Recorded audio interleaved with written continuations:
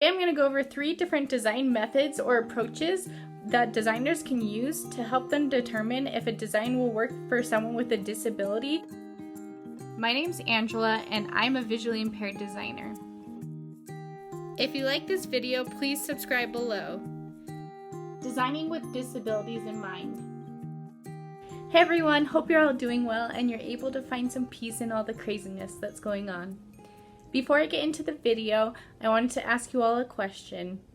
Just think for a second about the last time that you felt like you were being excluded from a design, it wasn't made for you, and maybe you got frustrated because you wanted to be able to do something, but it just simply wasn't made for you. I'd love to hear what your responses are in the comments below, and let's have a discussion about this so we can talk about things that can be improved and designs that we can work on. When I think about this question, I recall being in the kitchen trying to cook, and it was just yesterday that I was trying to make some food, and it was really frustrating because I can't reach all the cupboards because I'm 5'5", which is considered average height for a woman, and so I have this stool that I have sitting next to my fridge where I have to use it on a daily basis in order to reach all of the cupboard space. Now I try to keep as much stuff as I can in the shelves that I can reach without a stool, but I just can't keep it all there, and so using the stool is my way to adapt or use a tool to help me be able to have more cupboard space. Now let's think about this example for a second. Would it be okay for me to want to be able to access all of my cupboards without having to use a stool? Would this be even possible for so many varying different heights of people, or is it okay for me to just adapt and for people who are designing these cupboards to create the cupboards for people who are of average height? This is really a question that designers should be asking themselves every day. And today I'm going to go over 3 different design methods or approaches that designers can use to help them determine if a design will work for someone with a disability or even for varying ages, heights, or any kind of demographic that really is varying. The 3 approaches that I'll be talking about today are universal design, inclusive design, and accessibility design. And I'll go over how they're similar and what makes them different from each other and how we might determine when it's best to use any of these methods. Universal design. So first, let's talk about universal design. This was a method that was created in 1997 by a group of architects and designers who wanted to make their buildings more accessible to people with disabilities. Although universal design was originally intended for architecture and environmental design, these principles can be applied to any type of project that you would be working on. The idea of universal design is that anyone can use the intended design how it was intended, and they don't have to find a way to adapt to use it. And universal design is really focused on the final product or the final design and making sure that that will work for everyone. And it doesn't necessarily worry about it throughout the design process. As long as the final design works, then it's great. A good example of universal design is motion censored lights. Regardless of your ability, anyone can use a motion censored light. Even if you don't have mobility in your hand, you don't have to be able to flip the light on. If you're blind, you don't have to go and trail the wall and try to find the light switch. If you're in a wheelchair and it can be hard for you to reach the light switch, that's not going to make a difference. Anyone can walk into the room and the light will automatically turn on, and you won't have to do anything to activate that other than entering a room.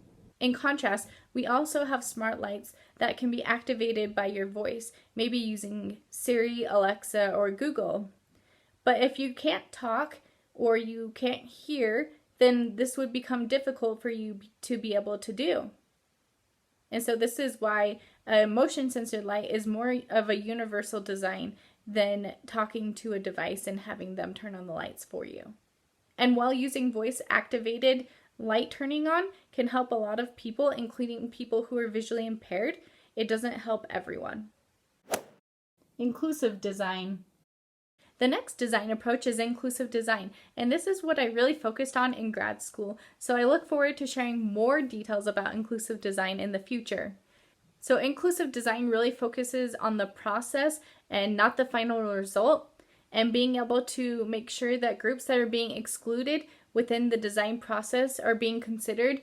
Now, as I mentioned, universal design focuses on making a design work for everyone, whereas inclusive design is focusing on a group of people and trying to make a design work for a wider range of people and not just the average person. Doesn't mean that necessarily it will work for all people, but it is considering other people in your design process to hopefully create a design that will work for more people. A good example of inclusive design is curb cuts. On a street corner, you see the little dip that makes a gradual transition into the street and then also back up onto the next sidewalk.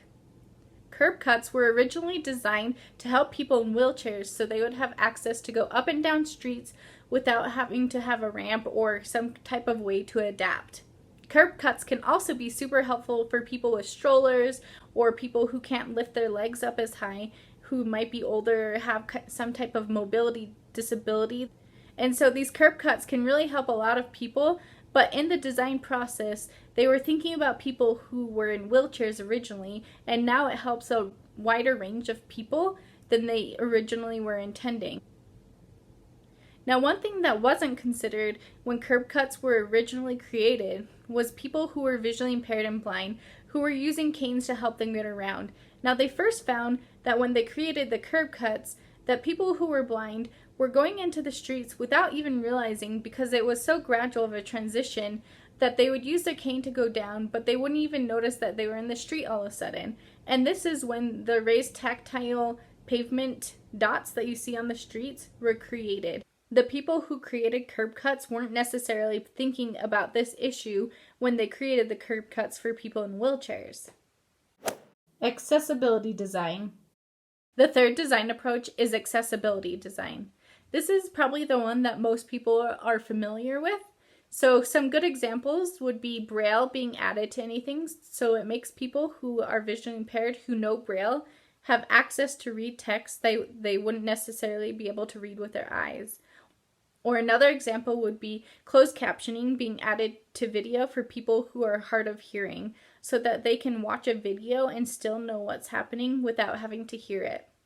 A third example of accessibility is adding a ramp to existing stairs or a structure so that someone in a wheelchair can access it. For the most part, accessibility design is a tool that's used on an existing design to help adapt it and make the design work for people who can't access that design from its original intent. Sometimes it can feel like an afterthought and isolate people who have disabilities because they're using a design in a different way than it was originally intended or the average person is using it. And it can be frustrating to constantly have to find ways to adapt designs to make them work for you because you weren't fit to use them. And sometimes accessibility design has to be used because there's really just no other option.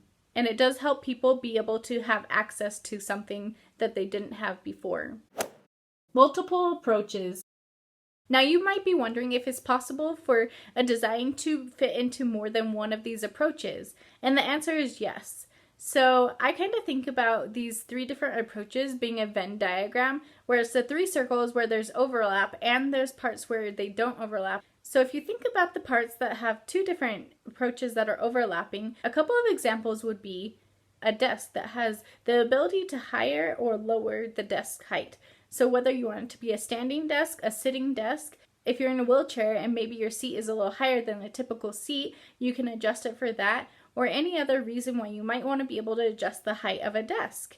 But that also was created to help people in wheelchairs originally, and now people use it all the time to help them adapt. So it's a design that can help anyone. A second example would be email.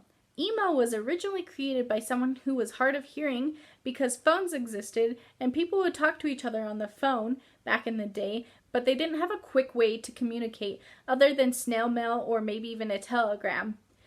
Now, as we all know, we all use email on a regular basis, and what would we do without the design of email? But this design was tailored originally for people who are hard of hearing, and now everyone uses it. Another example is a ramp on a bus. It is a crossover of inclusive design and accessibility design because it was originally designed to help people in wheelchairs so that they could have full access to a bus like any other average person who isn't in a wheelchair. But it's an accessibility tool because it is hidden until someone requests to use it. All three approaches.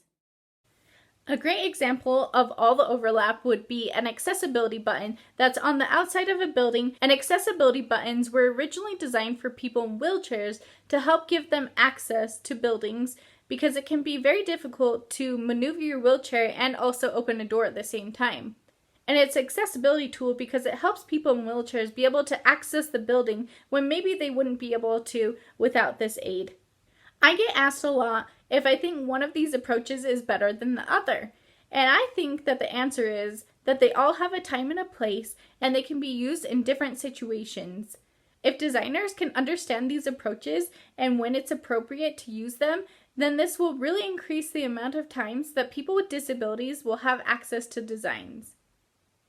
For me, I usually try to prioritize inclusive design, because if I can make a design work for someone that is being excluded currently, and it can also be used by anyone, then that's a win for me. And I also understand that accessibility design can be a good tool to have under our belts, and maybe it can be a good temporary solution until we can take the time to find a design that will work for everyone or for a wider range of people. That's all I have to share today. But I will be doing individual videos about each of these different approaches to go in more depth about them and talk about the philosophies behind them. I hope you found this video helpful. Please feel free to share it with anyone who might benefit from this information. And please subscribe below so that you can receive notifications about future videos that I create. I hope you all have a great day. Bye!